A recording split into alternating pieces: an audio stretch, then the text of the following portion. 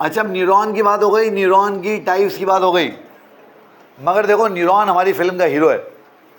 Nervous coordination की film का hero कौन है? न्यूरॉन। मगर तुम्हें पता है कि फिल्म में सिर्फ हीरो और हीरोइन थोड़ी होते हैं। क्या ख्याल है?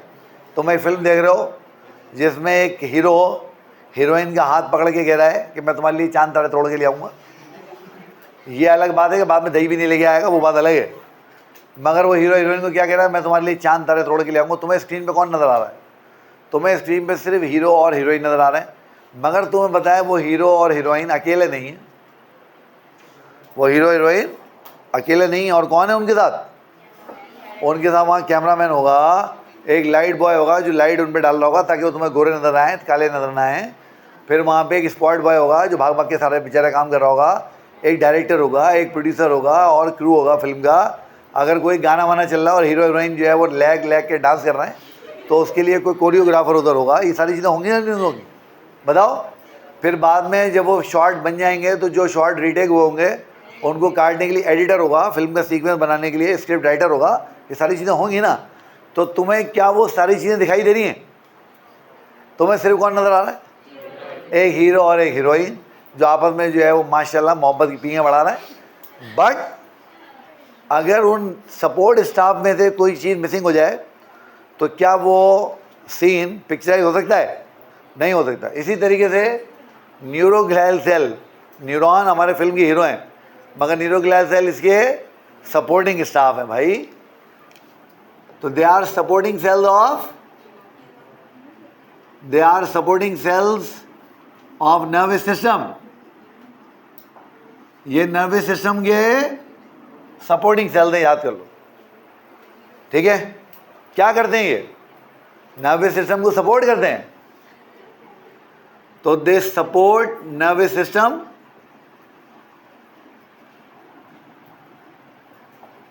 कैसे? By different mean. अच्छा, पहले तो एक बात ध्यान में रखो कि neuroglial cell is a group of sales.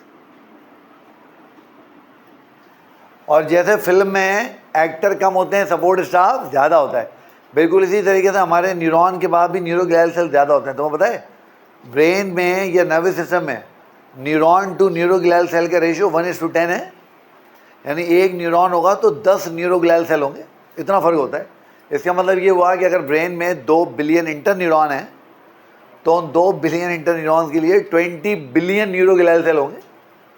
तो ब्रेन बड़ी मैसिव मशीन है। अच्छा, अब ये सपोर्ट करेंगे नर्वस सिस्टम को, या सपोर्ट न्यूरॉन भी चाहो तो लिख सकते हो, नर्वस सिस्टम चाहो तो लिख दो, चाहो न्यूरॉन लिख दो, तुम्हारी मर्जी है। कैसे सपोर्ट करेंगे बताओ मुझे?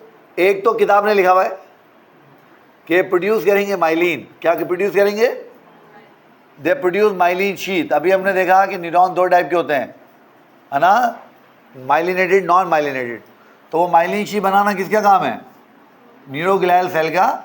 अगर वो CNS में बना रहे हैं तो वो ऑलिगोडेंड्रोसाइड बनाएंगे। अब देखो ये ऑलिगोडेंड्रोसाइड क्या है? न्यूरोग्लियल सेल है। और अगर PNS में है, पेरिफेरल नर्वस सिस्टम में, तो वो श्वान सेल बनाते हैं। कौन बनाते हैं? Schwann cell.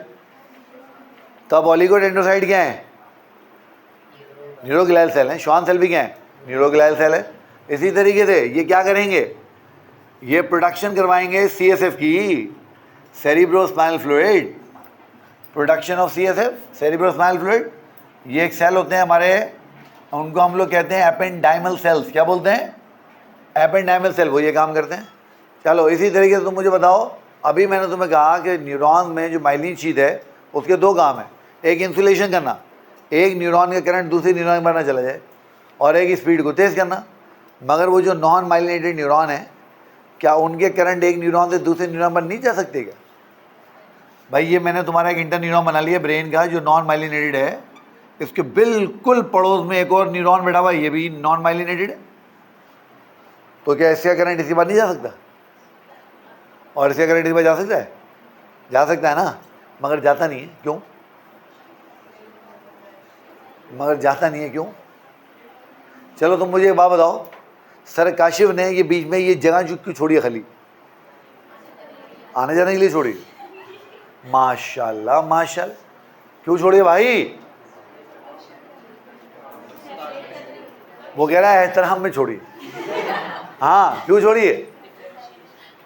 जनाने को मर्दाने से अलग करने के लिए। भाई जनाना हिस्सा अलग, मर्दाना हिस्सा अलग, क्योंकि अगर ये साथ हो गया तो बड़ी गड़बड़ भी हो सकती है। तो उस गड़बड़ को रोकने के लिए काम किया गया ना। इस तरीके से न्यूरॉन के करंट अगर एक दूसरे के पास चलेगा तो क्या होगा? शॉर्ट सर्किट हो जाएगा ब्रेन में। बिजली के दो तार आपस में मिल जाए तो क्या होता है? शॉर्ट सर्किट हो जाता है। और ब्रेन में लिटरली शॉर्ट सर्किट हो जाएगा ब्रेन में। इलेक्ट्रिकल करंट है भाई, ये मजाक हो रही है क्या सर? मगर ऐसा होता नहीं है, तुम्हें बताया ना क्यों नहीं होता?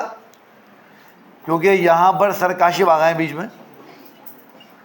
जैसे तुम अक्रॉस द बॉर्डर मूवमेंट नहीं कर सकते हो, ये बॉर्डर है तुम्हारे बीच में इंडिया पाकिस्तान का।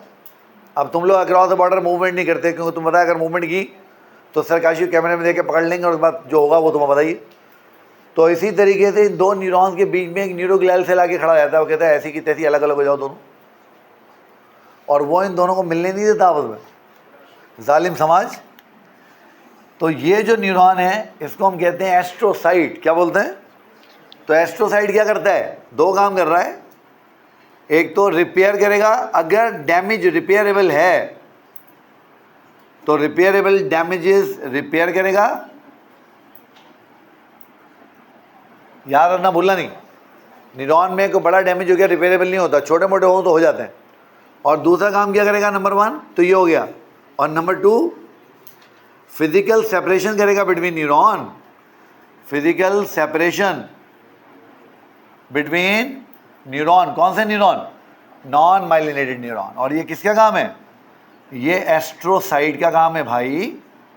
और एस्ट्रोसाइट एक न्यूरोग्लियल सेल है। इसी तरीके से तुम्हारे ब्रेन में क्या माइक्रो ऑर्गेनिज्म नहीं घुस सकते?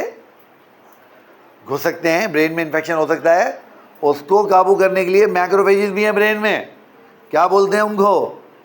Microglial cells. Microglial cell, they are macrophages of nervous system. अब देखो तुम्हारी किताब में ना इतना कुछ लिखा हुआ नहीं है, तो मैक्रोफेजेस ऑफ नर्वस सिस्टम में लिख देता हूँ।